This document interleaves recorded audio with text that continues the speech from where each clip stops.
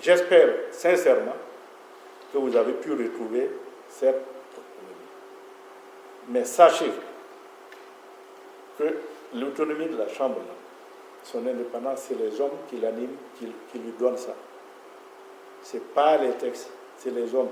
Si les hommes n'ont pas compris et se sont laissés phagocyter par les politiques, alors vous êtes morts. Moi, je ne dis pas on, parce que je ne suis pas dedans.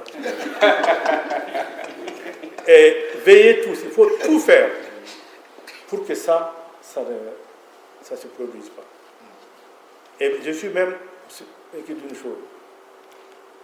Si vous avez un bureau et des dirigeants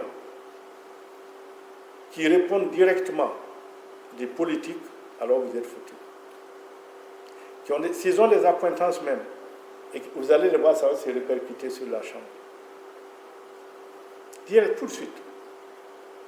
Alors, s'il y a une invitation à vous lancer, battez-vous pour garder cet esprit. Battez-vous pour garder à la Chambre sinon vous ne pourrez pas travailler. Moi, j'ai eu la liberté de créer. J'ai eu la liberté de travailler. J'ai eu la liberté de discuter, d'aller négocier partout où je peux négocier.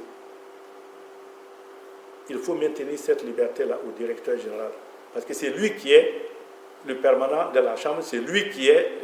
Les autres, la Chambre de commerce, ce n'est pas... Président de la Chambre de commerce, ce n'est pas une fonction, c'est un titre. Et on confond tout ici. Ce n'est pas une fonction, c'est un titre. C'est un homme d'affaires qui a ses affaires. Mais la marche, la création, la gestion des hommes, des choses, des événements, c'est l'équipe technique qui est là. Si on dit j'étais puissant, parce qu'on a créé une situation où il n'y avait rien au-dessus de moi. Et celui qui est au-dessus de moi statutairement, c'est Obari, il m'a donné toute liberté. Donc, ça c'est fondamental.